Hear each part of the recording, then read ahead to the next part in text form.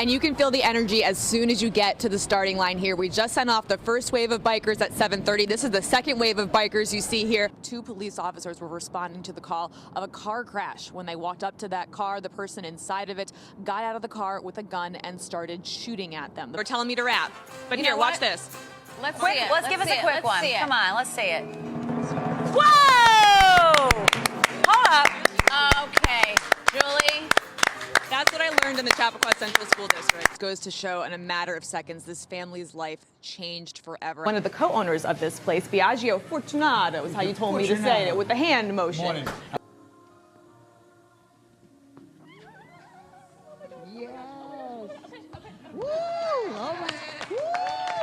All right, I promised I would try it. I thought I could get all the way through.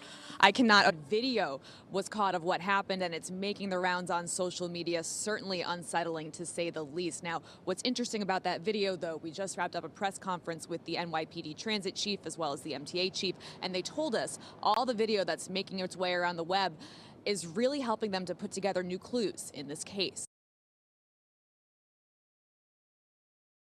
We were here reporting on that 45-year-old man who was pushed onto the tracks and killed yesterday when another terrifying incident unfolded right before our eyes, and it was all caught on video. Our cameras were there. Take a look as police apprehended a woman accused of assaulting a police officer. Another police officer who was coming out of the subway after dozens of them responded told me that an officer was cut. Now, the video does show her struggling with the woman when that woman somehow cuts that officer in the face. We're told that officer, we saw that officer, I should say, get taken away in an ambulance, headed to St. Luke's, getting treated for a non-critical injury. Now, just last night, that man was shoved onto the subway tracks here at the Lexington Avenue 125th Street station.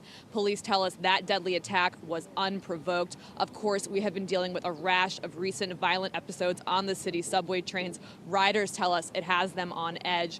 We are still waiting to learn more details from police here as we are working to learn more. What I can tell you is that dozens of officers just ran down these steps moments ago to help that officer who was assaulted. We are waiting to learn exactly how that took place. In East Harlem, I'm Julie Millet. Dan and Hazel, back to you. For 4 hours, they were fighting. And then we hear the gunshot, pam, pam, pam, pam. Wasir Rasul says the sounds he heard around 1:30 Saturday morning sounded like anything but a baby shower. But that's what it was before a deadly shooting broke out. This surveillance video shows the commotion outside the event space on Atlantic Avenue near 109th Street. Well, we hear pop, pop, pop, pop, and that was it. Inside, you can still see the pink and blue decorations, but also disarray, including overturned chairs and blood on the floors. Visible on the outside, dozens of bullet holes in the windows and evidence markers on the sidewalk are next to pink and blue cups. Police say a 24-year-old man, not related to the expecting couple, was killed. 3 other men were also shot. Rasul says the place has been a problem since it opened a few years ago. Every weekend there's a fight here for drugs, shooting and everything, every weekend. We did speak with people at the venue, but they refused to answer our questions. You can see here that one of the bullets from that fight ended up in the business next door, a dance studio for young kids where we saw baby ballerinas practicing early Saturday morning. The workers there told us the same thing, that the event space next door doesn't maintain their property and seems to cause plenty of problems. Oh, is it here? Yeah. I don't know, it's just not safe. When parties happen, it's not safe. This neighbor, who didn't want to be on camera, said he woke up to a bullet hole in his car. People from other neighborhoods are coming in and doing parties there, so it's not a reflection of the neighborhood. It just got to be stopped. In Queens, I'm Julie Millet, Pix 11 News.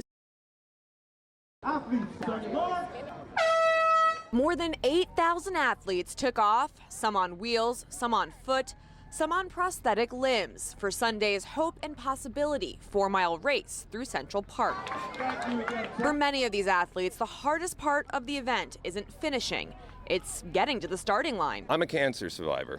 In 2017, I was diagnosed with stage 4 metastatic melanoma that had spread from my lung to my brain. Alan Kaufman was given 6 months to live before he became an athlete with Achilles International, the adaptive running nonprofit that partners with New York Roadrunners to put on this event every year. On the 6th month, I joined Achilles, and I pushed through whatever I called my expiration date, and I'm still alive and kicking and feeling great. 7 years later, he credits the group with his survival. It was a remarkable change in my attitude and my will to fight my cancer and get well. You can do it.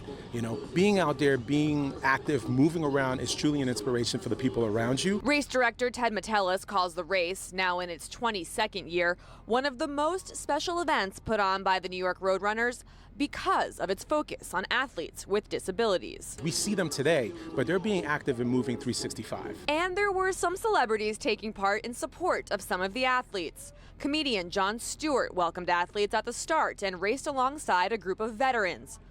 Former Giants running back Tiki Barber acted as a guide for local athlete Katie Sanchez. I see how it brings people together. But the real stars in Central Park on Sunday were the everyday athletes, many who had overcome extraordinary challenges just to be there. Because you see disabled veterans, you see people with mental incapacities, you see amputees, you see cyclers, you see everyone competing together, and you see the joy on their face. In Central Park, I'm Julie Millet, Pix 11 News.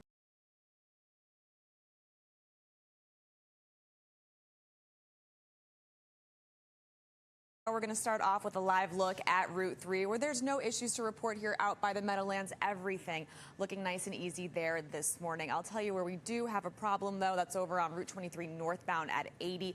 That's still closed due to that downpour. We've been tracking that all morning long, causing delays there throughout the Fairfield area this morning. So keep that in mind as you head out the door on your morning commute. Your ferries, though, everything along the water looking on or close to schedule there. It's a great way to get to work today.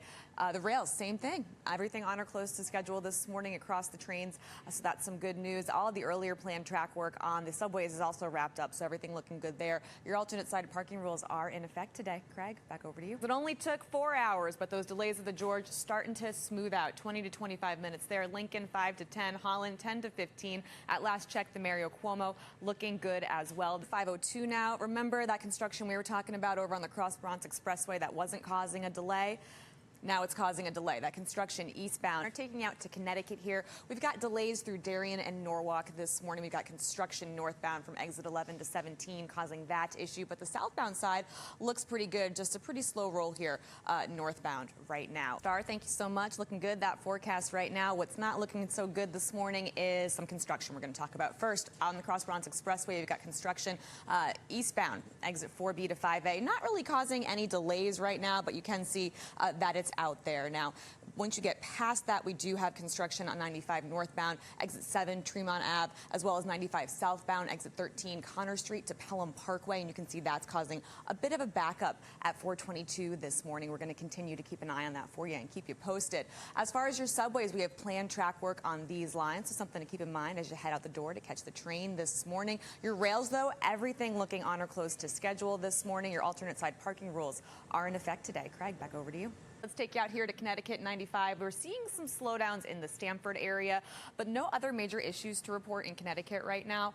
Also, the Mario Cuomo Bridge, Westchester and Rockland bound sides, both looking good. And look how beautiful the Hudson River looks out there at this camera shot. We'll have more news, weather, and traffic coming up after this.